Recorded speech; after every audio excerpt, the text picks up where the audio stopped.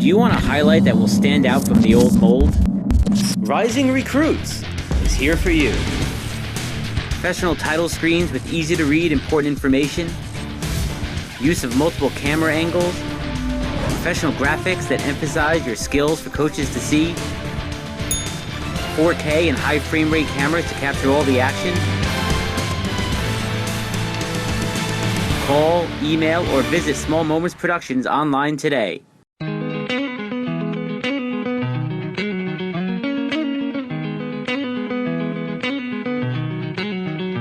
We are in the circle, NorthJerseySports.com's original multimedia series, talking all things softball across North Jersey. This is Season 4, Episode 3, the Bergen County Tournament Preview Edition. I am Corey Doviak, being joined by my illustrious panel of North Jersey softball insiders, starting with our very own Richie Ballgame Barton. What's up, Richie B? Not much. Big tournament coming up in every possible way. Yes, and I understand that you have been doing extensive research, digging into a multitude of box scores to dig up all of the dirt you could find as we enter the championship season here in North Jersey. I don't know if you heard, but I got a lot of time on my hands. And another guy with some time on his hands is our other resident expert, the former assistant coach of the three-time Bergen County Championship Ramapo Green Raider program, a guy who has been through this many times.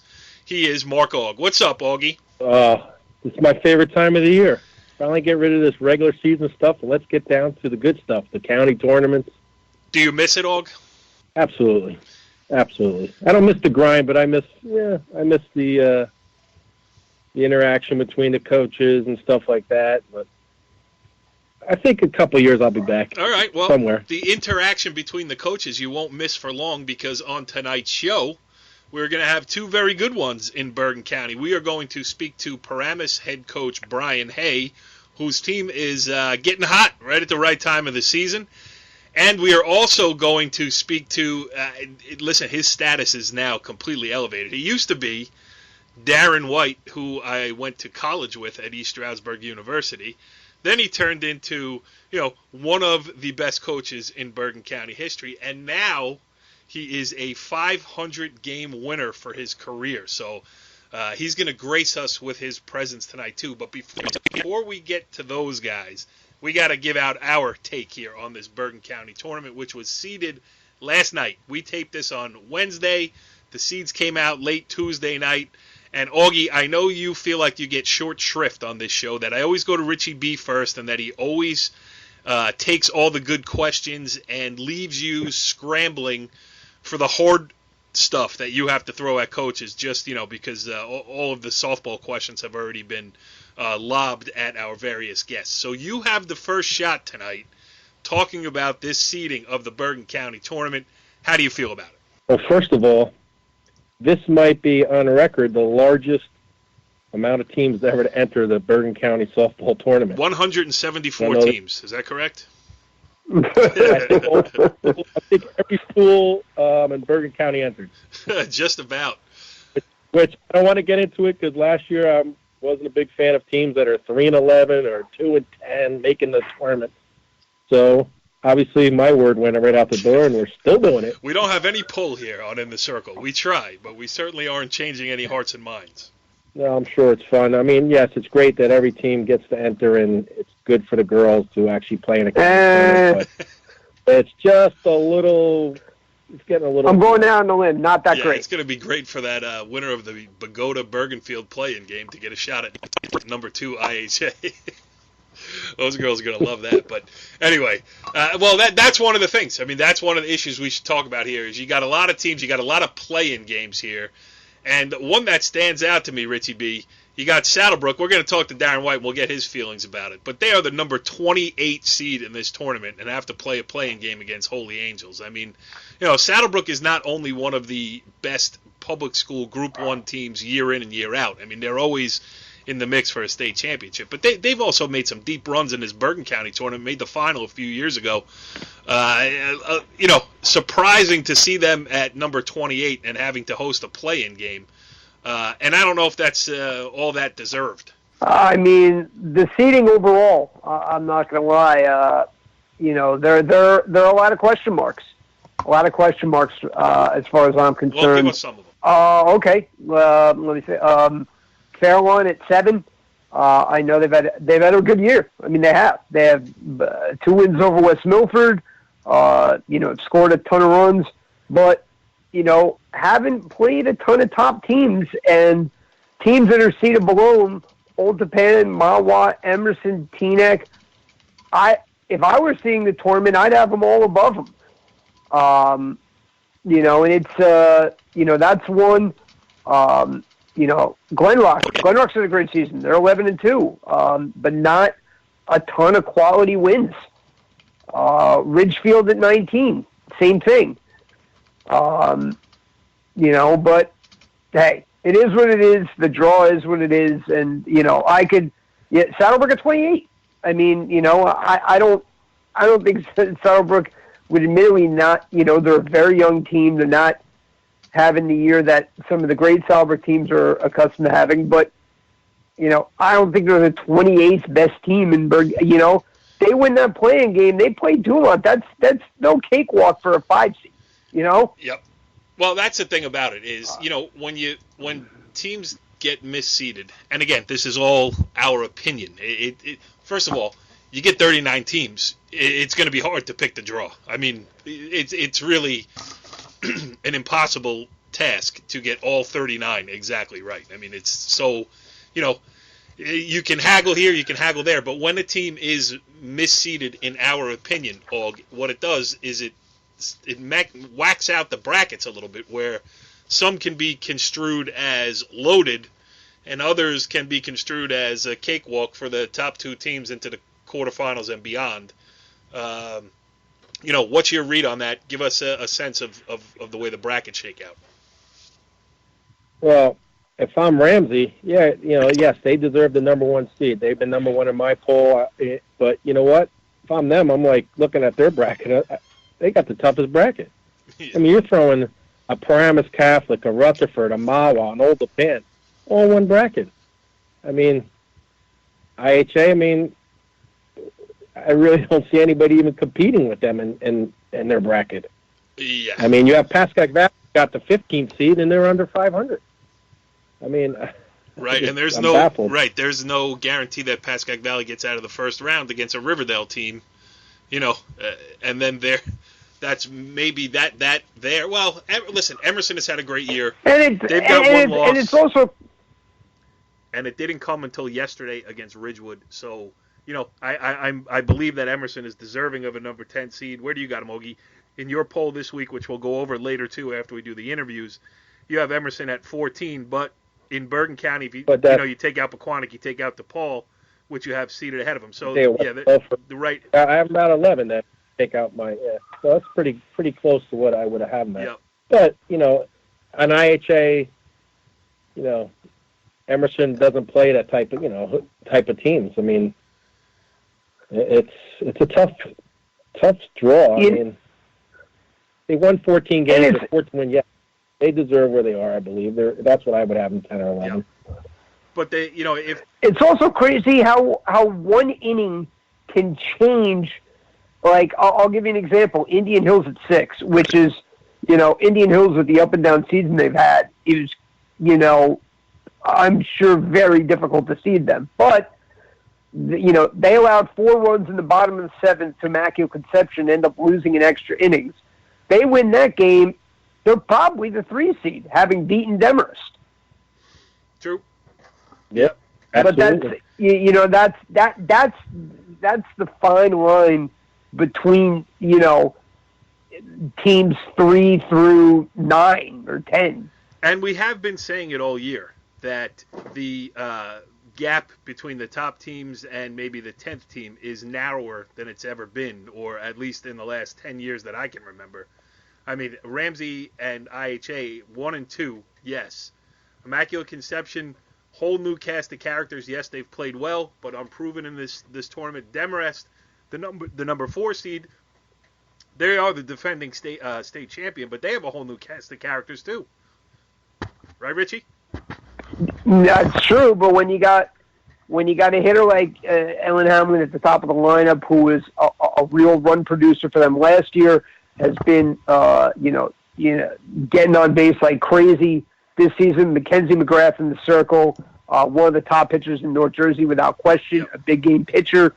Yeah, and bottom line, when you have a really good pitcher and someone who can get on base at the top of the lineup, you're going to be in every game, and you're going to be a nightmare for any team to play. Yes, and the reason I threw it to you there is because I coughed. But what I was going to say before that happened, Ridgewood is the number 13 seed, and you say one inning. How about one game? Like, Ridgewood is the number 13 seed.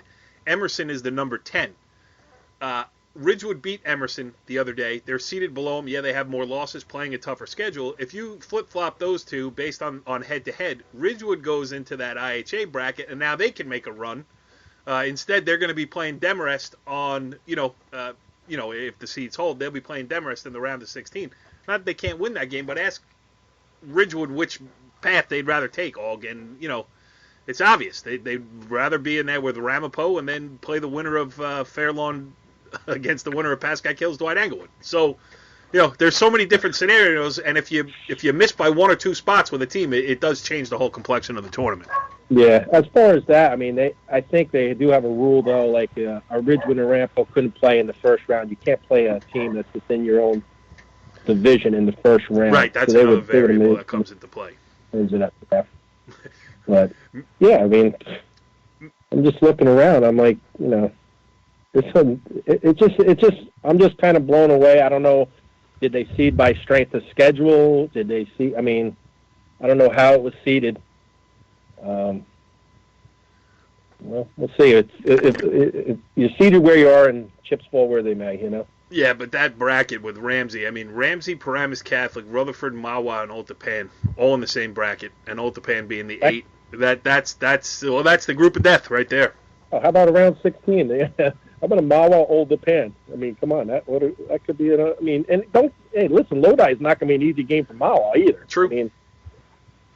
The other thing about it is Lodi has played a lot of good team stuff. Yeah. They made a section final last year, pretty much returned the whole team. They could break through and get a first round upset. I don't know if they will, but I think it's going to be a close game.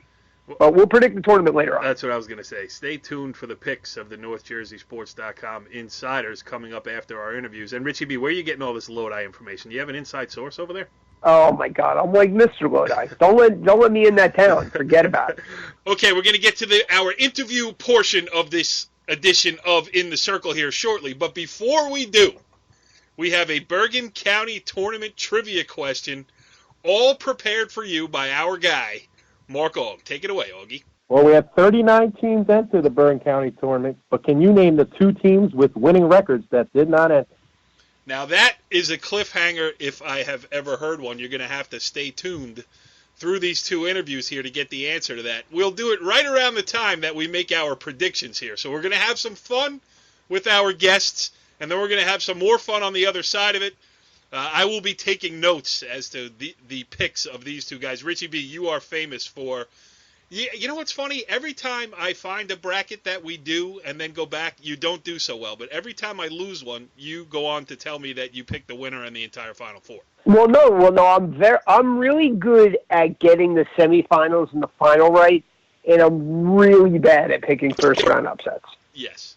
Well, for anybody who would like to know Richie B's credentials, I would refer you back to the sports pages on NorthJerseySports.com. Go back into the boys and girls basketball section. He writes under the pseudonym NorthJerseySports.com supercomputer, and check out his basketball picks. While you do that, while you do that, we will move on here to the interview portion of this edition of In the Circle as we welcome in our first guest of the evening. Joining us on the Complete Performance Baseball Academy hotline is none other than Saddle Brook head coach Darren White. Darren, thanks for joining us here on In the Circle. Hey, it's a pleasure as always. Well, listen, this is I think I'm nervous for this interview with you. We go back a long ways. We were peers. That I watched your career blossom from, sometimes from afar, sometimes from in your dugout. and now you're a 500-win coach. I mean, should I call you sir? Does our relationship change? How do I handle this? Just don't call me old man. Anything else is all right. Well, if I call you that, I'd be having to call myself that, too, because, going back to the East Stroudsburg days, we were on campus at the same time. Anyway. Hey, greatest university in America. Where Warriors belong, by the way. The new branding of the East Stroudsburg University Warriors, you can see it right there on Route 80. Go ahead, Richie. My first question for Darren White. Are the wings at Floods that good? When Sully was there, they were outstanding. I have not been in there the last year or two. It's been a couple of years since I was in there. But when Sully was running Floods, and actually my beautiful wife was a bartender there, they were as advertised. Yes, and that beautiful wife of yours, I believe, served me when I was underage. So. All right,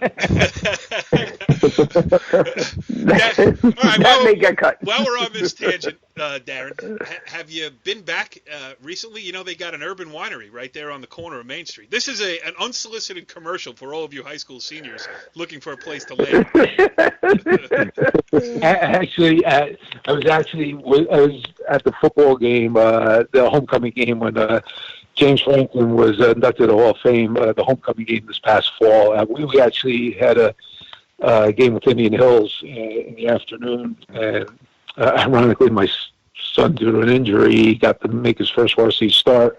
So I saw him play in the afternoon. He hopped in the car. We had the night game at East Stroudsburg that Saturday night, and was up there for homecoming this year. We also, a couple of kids I've coached at Indian Hills, one's at East Stroudsburg, another one was at Cuttstown, who they were playing each other on that Saturday night. So it's always good to go back to the Berg. First of all, I love the kids who went to East Stroudsburg. I hate the kid from Kutztown. That's just ingrained in me. And second of all, James Franklin, the Penn State University head coach, a alumnus just like myself of Shawnee Hall. Shawnee Hall, together as one. That was my freshman experience with a triple on the third floor. Yes, I lived directly across the hall from James Franklin and Mike Santella, who is the offensive line coach still at East Stroudsburg University. All right, let's get out of the Poconos and let's get back into the Bergen County softball tournament here. This is a different position for you. Obviously, heavy graduation losses this year, starting a whole new cast, and something that we haven't probably ever said in the same sentence, Saddle Brook and play-in game. But, just talk about going into this. It's going to be the first run through for a lot of your kids. Yeah, I mean, just the other day I was looking at our stats from last year, and because we were kind of at the midway part of our point in the season, and we graduated 5 seniors that were 4-year varsity players and 2 first team Will County kids, and where I got to see playing college against each other, Keenan and William Patterson. They're playing in the NJAC quarters, I think, Friday game. But, Taryn had 320 strikeouts last year with 19 walks and 19 runs given up all year. I mean, that's a lot to replace in the circle, and a lot of offensive firepower with her and Archibald and the other seniors we graduated. But we have a phenomenal freshman class, 6 freshmen that are in our varsity mix every game. Freshman pitcher. I have 2. I can ask for 2 better senior returning leaders, and catcher Morgan Santora, who's going to St. Thomas Aquinas and CFL scholarship, and she was first team Will County catcher last year. She has been coach on the field and been amazing with our young pitching staff, and it's obviously been a transition. And my shortstop, Alexis DePerry, the 2 of them really are great leaders, and it's not easy to graduate what we did and be in the sectional final, winning 26 games last year, and there's definitely been some growing pains. The freshmen are talented. They're freshmen though. At the end of the day, and they do some freshman things. You call pitch out, and they'll throw one down the middle of the plate at times, but then they'll turn around and be down 4 runs and not even think about it and put a 4-run rally together in the bottom of the sixth inning on Monday too, after they make a mistake. So I'm having a blast coaching these kids because they have great attitude. They come to play every day, and they're getting better every day. And we're going to be an interesting team to watch as May progresses and the more experience they get. Yeah, it's definitely a different experience for it. Doesn't mean it has to be a negative one. All right, Augie, you go next because you say that Rich and I steal all your questions. So I barely even asked them one. You go. Yeah, well, Darren, why don't you mention a few of those freshmen by name, and what do you think that you have to work on as you move on and get ready for your county game and of course, the state down the road? I mean, a freshman, I'm blessed with a pair of twins who are tremendous athletes in Ashley Georgievich and Alexis Georgievich.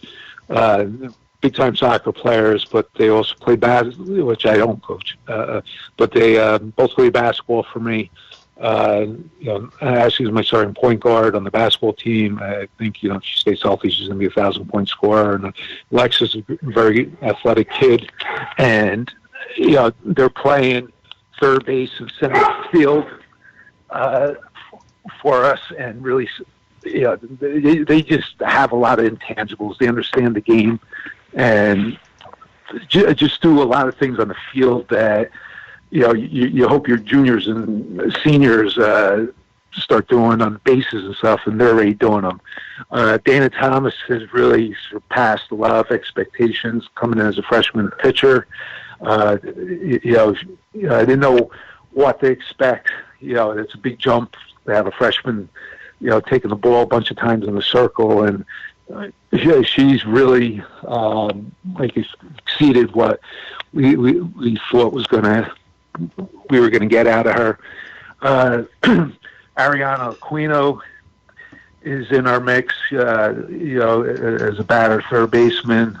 He's kind of utility player. Ashley Kalia is a right fielder, backup catcher, and we have a lot of moving parts with some of the kids we have. What do we need them to bear? Just varsity game experience. A lot of them are coming from, playing rec town travel in 8th grade and played for us in the summer league, and that was their first taste of the speed of the game is just a little different. And I'd like to say our schedule we play out of conference is always very strong. So we're playing a lot of bigger schools than us, and they've gotten thrown into the deep end of the pool, and they've gone under a couple times, but they keep bouncing back up. So that's all I can ask for. Yeah. Richie, did Augie, he complains about not getting asked a question, but I'm sure that wasn't your question. Tell us about your young players. I mean, Augie, next week you go last again. Go ahead, Richie. I want to talk more about Dana Thomas, a freshman pitcher. Did you ever talk with her, before the season, saying, this is, what what's expected of you, or do you say, hey, just go out there, throw strikes and, do all the basic coach speak and kind of let her learn on her own as she goes? When she played in the summer for us, I think she was very intimidated, overwhelmed, and I was worried how she was going to handle the whole thing. And she had pitched when she was younger, then she stopped for a little bit, and then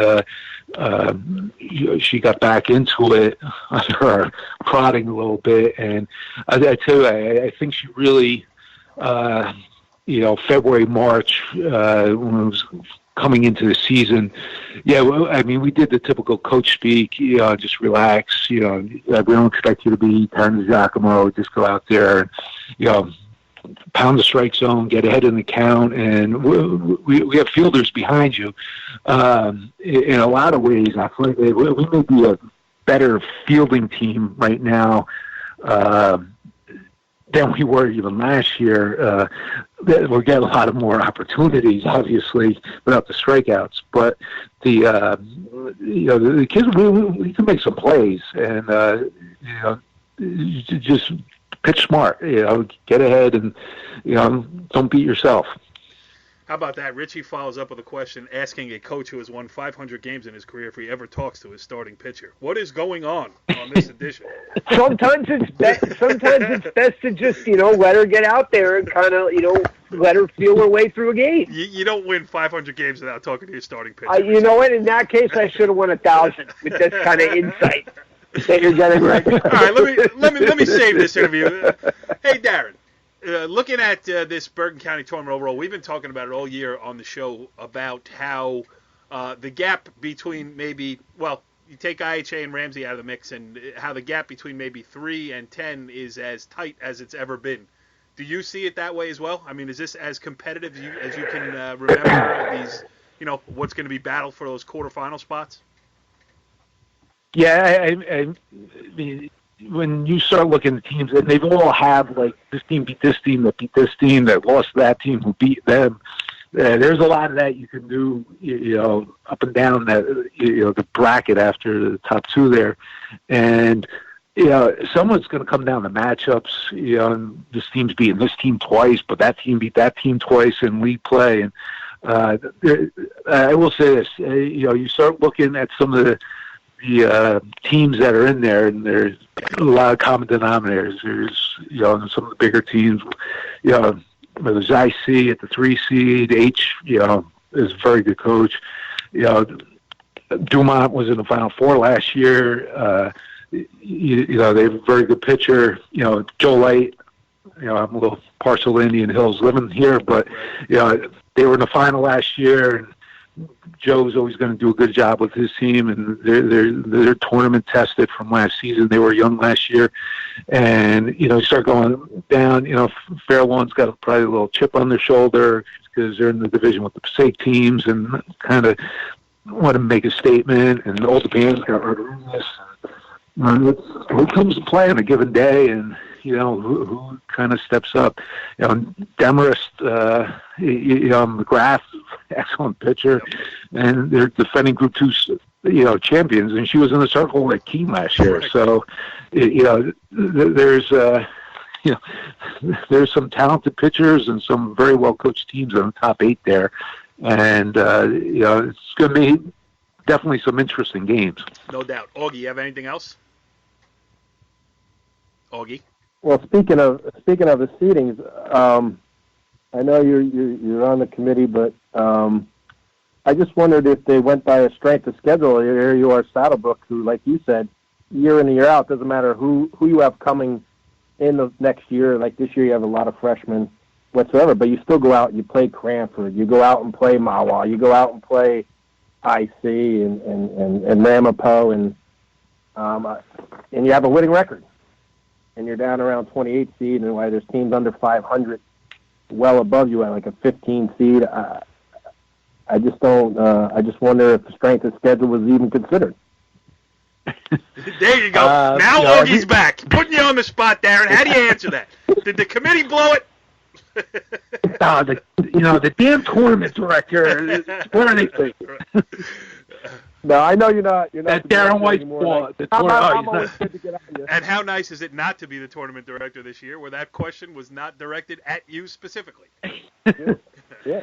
Listen, ironically, I was trying to help Aaron and Helen last night, and they're doing a good job. It's not. I'm telling you, it's one of the most thankless jobs. It's rewarding in a lot of ways because you get to interact with a lot of great people, and handing out the trophy at the championship and year in year out, and whether it was IHA with Anthony, God rest his soul, or Joe and the people I know in town here in Saddle Brook. When we were in the final the first year, I ran the thing against Augie and Leslie with Rampo, and it was whether it was going to be the first Group 1 team ever to win the county title or Rampo's three-peat, and that was a great game. It was 2-1, and that was the first I ran the tournament back in 2008. But it's a tough job to be coaching and running the tournament, and I enjoyed it for 10 years. Thankful for the BCWCA to have given me that opportunity. I learned a lot of things professionally as well. Kind of passed the torch this year, and there's a lot of weather in the forecast this weekend, which is a nightmare for the first opening round. And there's so many intangibles that they're dealing with right now. The seating is always going to be, it's no. I told them, you're never going to keep everyone happy. Would I've liked to have been a little bit higher? Yeah, it's we're in a situation. I don't know if we're really going to contend for the county championship this year. Like I thought we were last year because of our youth. So I'm not going to get caught up in the seeds. We're playing Big North School tomorrow and Holy Angels, and my kids are excited to get home. Whether it's a playing game or a first round game, and if we win, we go to Dumont on Saturday, and it's kind of a rematch of the quarterfinal game that won 11 innings last year. Yeah.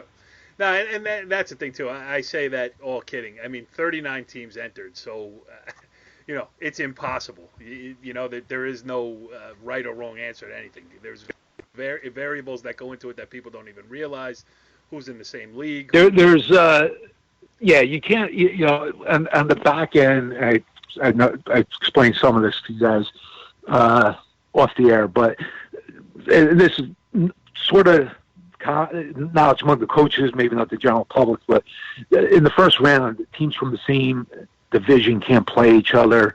And then, sometimes with sites, like we're a site, IG's site, you have to be in different parts of the bracket, so you're not playing on each other's fields at the same time games are going on in your field. Right. And usually there's some movement at the bottom of the bracket. So, if you're looking straight up at a seed, like why is this team 25 and why is this one 27, there may have been some, adjustment there to accommodate the front end of the bracket, because you're not going to, hypothetically, they just played today, Rampo and Indian Hills, but they couldn't play in the first round of the county tournament. So, you have to move teams around. You're not going to move the 6 and the 5 seed. You're going to move the 25 and the 26 seed or the 27 seed. And there's some movement that goes on the bottom end of the bracket. So, that's not always the exact spot where a team might have originally be seated, but I think that's helped me to kind of create. I'd much rather be playing someone in the Big North we don't see all the time than another NJIC team who I really play twice or cross over with. Right. Last one, and then we'll let you out of here. I probably should have made this the first question, but instead I'll make it the last. Just talk about 500 wins. I mean, it really is an incredible accomplishment, and just you think back to covering you all these years, all the great players that have run through this program. And have you had a chance now that it's a day old or 2 days old, whatever it is now, where you say, wow, 500 wins, that's a lot? My kids, and with the help of, I guess, the parents, and being in Saddle Brook 23 years, I'm starting to get, it's scary, I'm starting to get some kids coming up, not yet in my program, but in the softball youth program of kids I coached and getting old. And, they put a phenomenal little mural picture board together for me yesterday. Really, like the first hand of it was going to be balloons and all that, and I really appreciated that, and the pictures and all that. But then I came home and I was sitting there looking at the picture, and it was from, there's pictures on there. The kids were awesome because I guess they went into the school library and started pulling yearbooks from '95, which was my first year as coach, and there were some scary uniforms going on back then. Yeah, I bet. And I was probably about 75 pounds skinnier. I know that feeling too.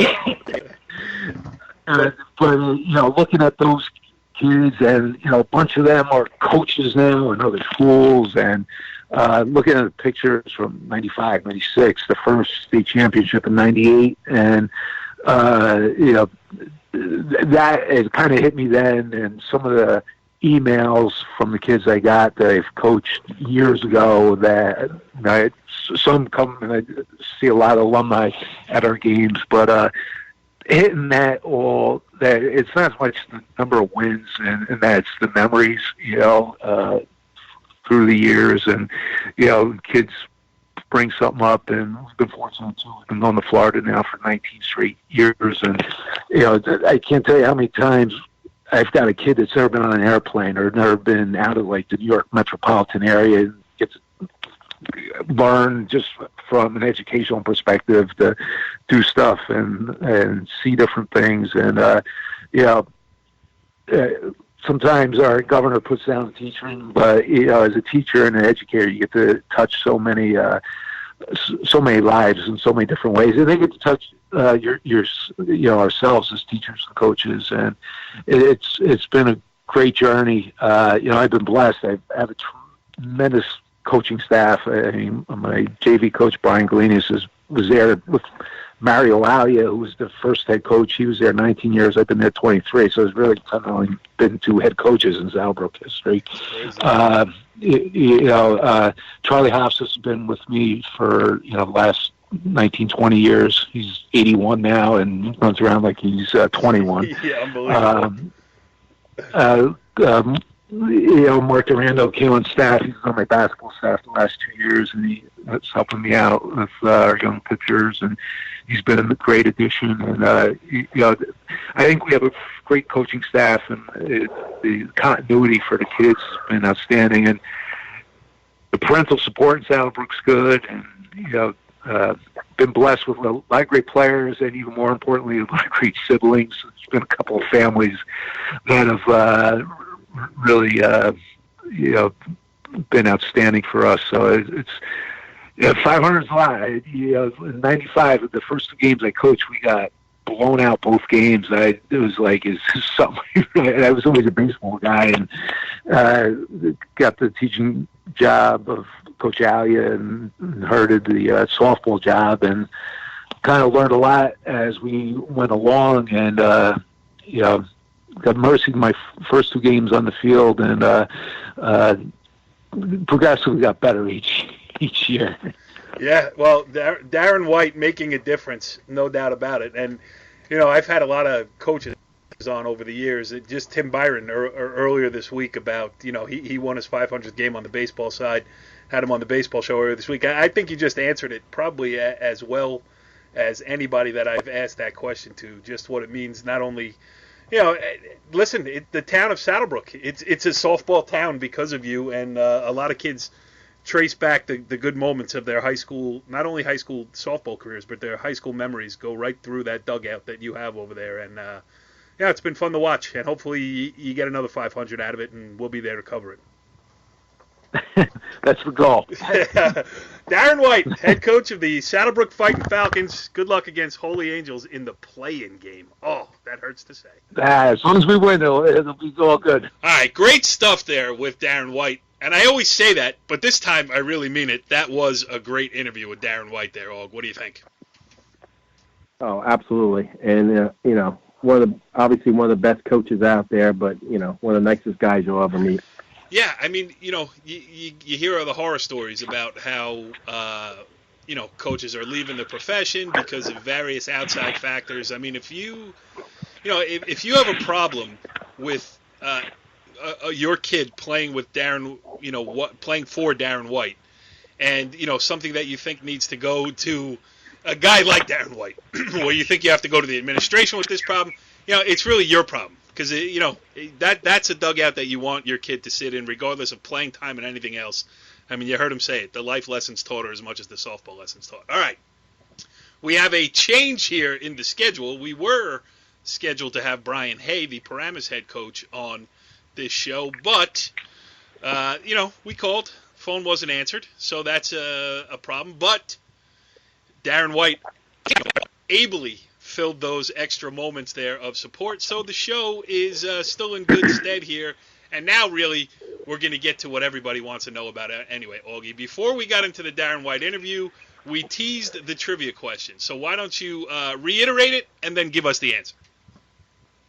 Okay, like I said before, 39 teams entered the Bergen County Tournament, but what 2 teams with a winning record did not enter the tournament? And the answer is New Milford and Lyndhurst. Which is surprising because both of them have very good records. New Milford's 9-5. I'm not sure of Lyndhurst's record, but I think they're in double-digit wins. That's 11-3. Yeah, Richie, what do you make of that? honestly, it's a weird thing because me personally, like I always want it, especially as a small school. I want the opportunity at a shot at playing a big school or one of the stronger teams in the county. But if they feel that's going to hurt their chances in the state tournament where they really have a shot to make a run, then to a degree, I can understand it, but I don't know. I mean, that's got to be something that you talk with your team extensively about and, just come up with what you think is the best decision. But as for me, if I'm the coach, I'm going in every time. Yes, I agree. But 41 teams in the Bergen County Tournament would have made things even more wild. But that raises another question. Like, how do you feel about 39 teams being in the county tournament? Well, I think if you go back and listen to last year's Bergen County Tournament preview show, you'll get that answer from the three of us, which was pretty much in agreement. I believe we had Darren White on to talk about it, too, when he was the tournament director. All right, so that's that. And now the annual lesson in futility. That is the NorthJerseySports.com In the Circle staff picking the winners for the Bergen County Tournament. Richie B, first of all, here's how we'll do it. We'll do a first-round upset, a Final Four, a Finals, and a champion. You are up first. What do you say? All right. So, all right. First round upset, Midland Park over Paramus. Midland Park is a team that scores runs in bunches. Paramus has played great and played terrible on consecutive days. You don't know what you're going to get from day to day with that team. I mean, they're capable of basically beating most teams in this tournament and losing to most teams in this tournament. So, bad time for me to start coughing. It's going around here. Yeah, so Midland Park 21 over 12 Paramus. My Final Four, Ramsey against Duma in one semifinal, IHA against Indian Hills in the other semifinal. I got Ramsey and Indian Hills, Ramsey winning 7-3 in the final. So it's Ramsey versus who in the final? Indian Hills. Wow. And 7-2, Ramsey wins it. Wow, that is 7-3. 7-3. Yeah. Breaking news here on In the Circle. Richie Ballgame takes Ramsey to win it all. All right, Augie, same question to you. I'm going to go with my beloved Green Raiders to pull the upset over number 10 seeded Emerson. All right. That's going to be the upset, the Ramapo over Emerson. Final Four. It is exactly the same as Richie. Ramsey, Demarest, IHA, Indian Hills, and I will pick an IHA 2-1 win over Ramsey in a well-pitched game. Wow. By the way, I have Duma in the semifinals, not Demarest. Oh, there you go. So there you go. Yeah. Both pitchers from the same town? I got confused because I think there's two pitchers from Duma. So I got confused. Although I would love to see a Demarest Dumont game, especially after the game they had in the counties last year in the round of 16. That's my quarterfinal game. All right, I will pick my first round upset here, and I'm calling this one. I'm going to pick the winner of what I'm going to call the Brandon Flanagan Bowl, as the Riverdale baseball coach has a daughter who plays for the Pascack Valley softball team. Riverdale plays Pascack Valley. Erin Flanagan plays center field for Pascack Valley. But I'm going to go with the team that employs him, the school district that employs him. I'm taking number 18, Riverdale, over Pascack Valley as my first round upset. And also because I like to push Mike Garabell's buttons and give him the black cat walking through his dugout, Richie B. I mean, if he has listened to it this far in the show, he's going to kick me right out of that dugout at Saturday at the 2:00 start in the opening round. Wait, so who do you got there? I have Riverdale, the number 18 seed, going on the road to beat Pascack Valley, the number 15 seed in the first round. And then, all right. And then I'm going to pick my Final Four. I'm going to take Ramsey, the number 1 seed and undefeated team, in one spot. I am going to take Demarest, the number 4 seed. I am going to take number 2 IHA, and I'm going to take number 3 Immaculate Conception. I am taking chalk in a tournament that I have said all year nobody knows who's going to win. I'm going with the top 4 seeds. I'm taking IHA against, I'm going to say Demarest in the final. I saw the last inning of Demarest-Ramsey during the regular season. It was a close game, won on a walk-off home run. So they're on the same level. And then I'm going to take IHA to win it all again this year on May 27th at Mawa High School, same as it was last year. And I will predict a 6-2 final going to IHA. What do you think of that, Og? Well, you picked the same team as me to win, but hey, no power to you. You know what? IHA is rolling. IHA's rolling, so. Og, when I ask you a question and you don't really care, just say, I don't really care what you have to say about anything. I really don't care. I mean, your upset of 18-15, though, that's like, oh, yeah. That's a real big upset. Yeah. This guy with the whole wardrobe, whole closet full of Ramapo gear picked Ramapo in the first round. You're really going down on him. Wait a minute. Wait a minute. We got a 23-10, and Richie's a 21-12. You picked Ramapo. Let me do it. 18-15. I mean, I got to be honest. Out of the 3 of us, I'm going to give it to myself here, only because Augie picked Ramapo. But I mean, let's face it. Ramsey and Ramsey has only allowed 13 runs all year. They have 11 straight wins where they've scored 7 or more runs. IHA is what have they won, like 14 in a row, and 11 have been shutouts. And in the other 3 games, they only allowed one run. And they've played top-notch competition. But that said, you guys have IHA winning, and I have them going out in the semis. I'm going out on a win. That's just what I do, you know?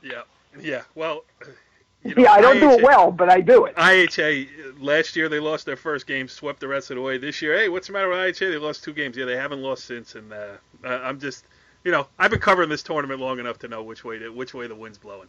Anyway, we will recap the first round, which should be interesting with the pending weather. As Darren White mentioned earlier, it's supposed to rain Friday, Saturday, could push things to Sunday. So it's going to be a crazy weekend. We will stay on top of it as best we can and report back to you next week right here on In the Circle. Follow the leader.